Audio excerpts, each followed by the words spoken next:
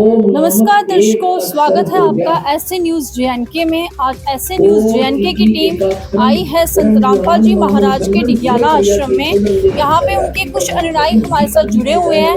आइए उनसे जानते हैं कि वो संत रामपाल जी महाराज से नाम दीक्षा क्यों लेते हैं और उस दीक्षा लेने के बाद उनको क्या क्या लाभ हुए।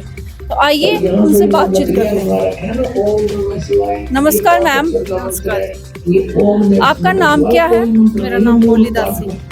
आप कहाँ से हो? मैं गजन सुमार।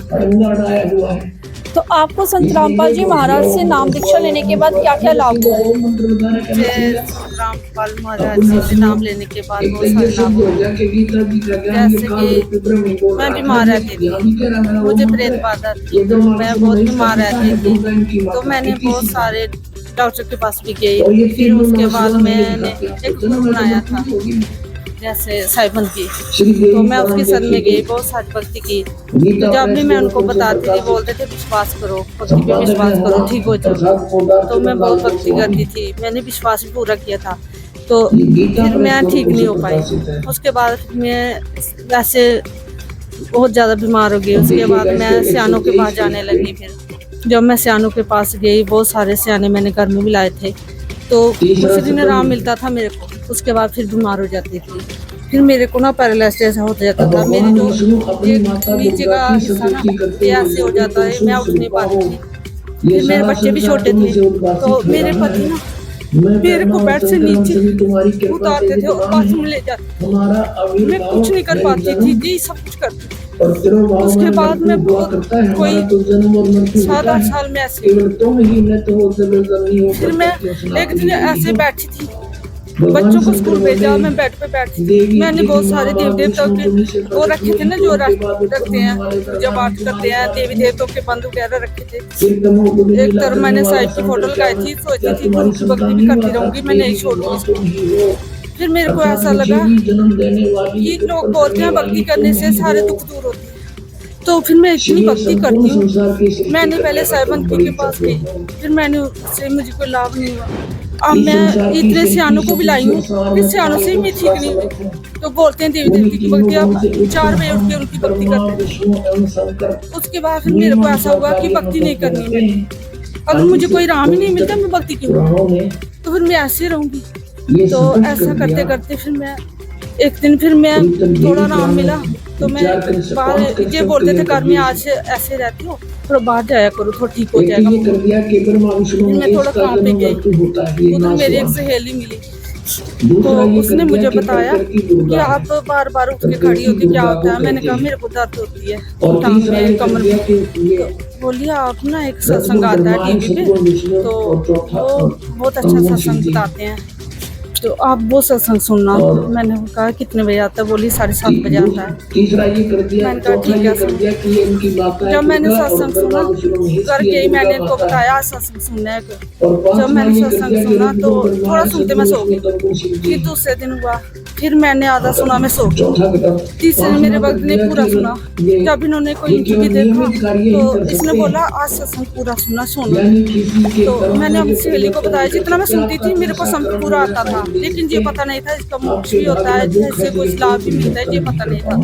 ये पता था भक्ति करने से हमको सुख शांति मिलती है और घर में लाभ होता है, तो ये सब कुछ होता ही नहीं था। तीसरे दिन जब मैंने सत्संग सुना, पूरा सुना, मैंने बच्चे भी जाग रहे थे। एक टीचर का मैंने इंटरव्यू देखा।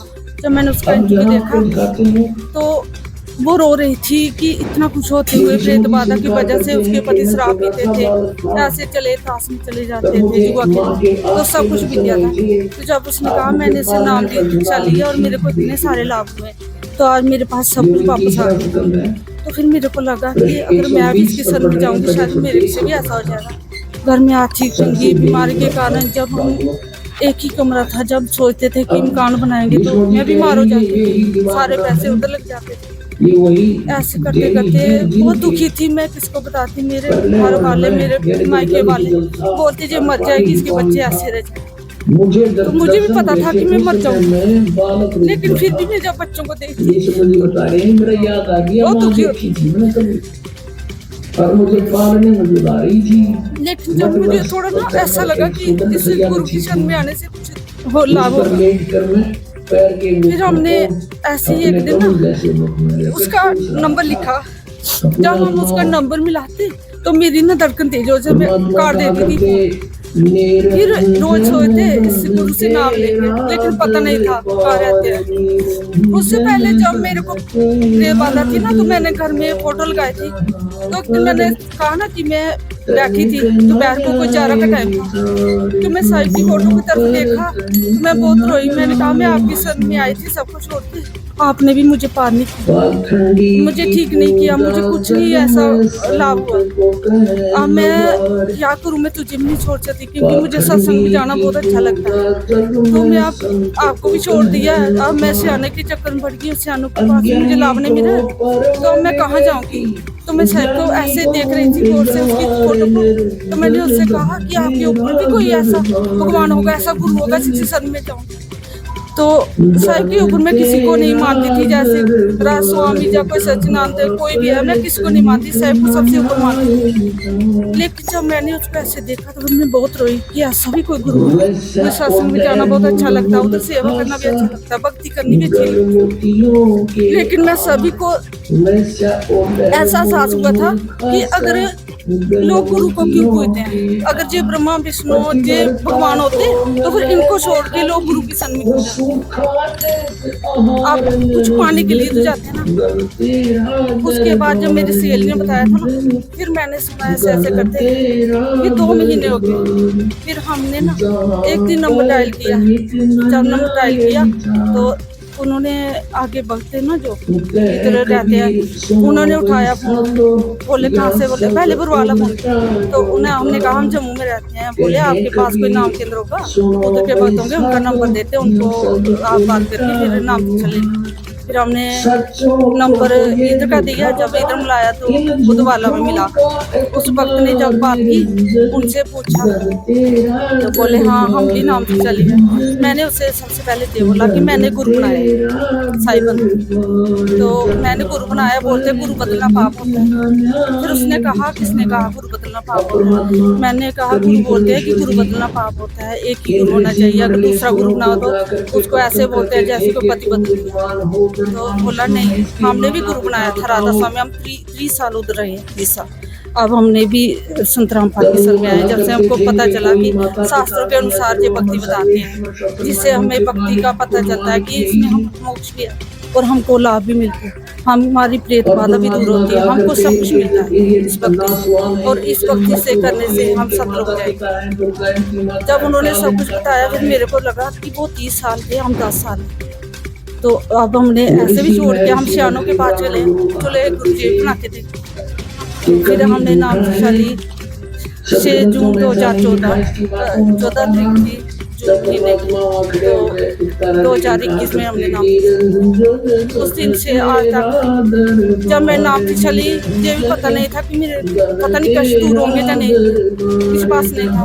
लेकिन मालिक ने इतनी दया बख्शी मेरे में, धीरे धीरे करते जो मेरी कमर दर्द जो चाहती थी, फिर मैंने गुरु जी से प्रार्थना लगाई, गुरु जी मेरी कमर दर्द नहीं थी, मेरे सर में भी बहुत दर्द होता था।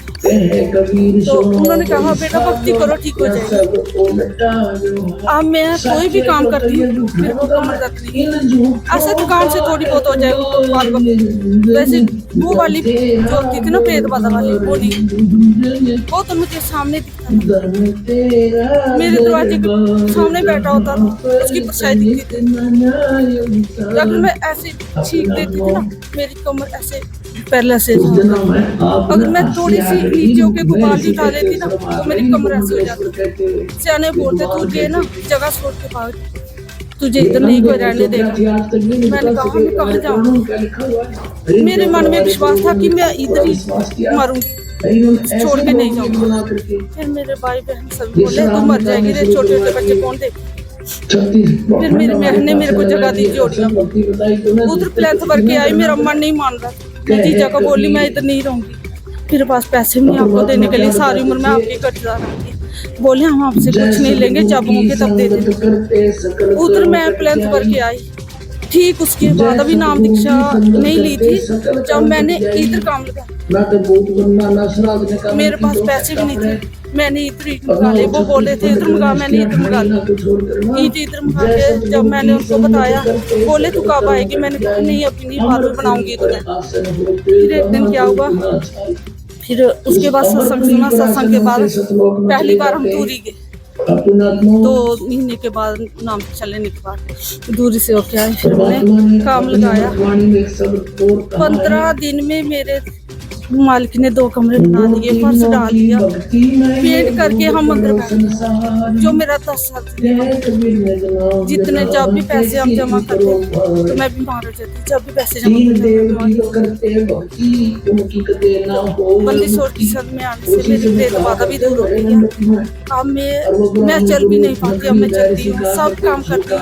अब मालिक इतनी दया बख्शी मेरे, अब मैं इतनी खुश हूँ, हर परिवार भी खुश है, मेरे सभी खुश हैं जो मुझे देख के जब भी बोलते कि मत जाइए। एक तरफ से मैं ये बोलूँगी कि मालिक ने मुझे जीवन दान दिया, तब भी मैं बीमार थी, मेरी मृत्यु थी, मालिक ने मुझे जीवन दान दिया, इस काबिल बनाया कि आज मैं सत्संग में आई। अब मैं सत्संग में आती मुझे इतनी खुशी मिलती है, मुझे बहुत सत्संग मिल गया जिसके लिए मैं तरसी, जो मैं चाहती थी कि सभी ऐसे सत्संग सुने, ऐसे गुरु सभी को एक साथ से बात जैसे ऐसे जो चाहती थी ना वो मुझे इधर आके सब कुछ मिले। जो सवाल मेरे दिल में थे आज मुझे वो सवाल मिले।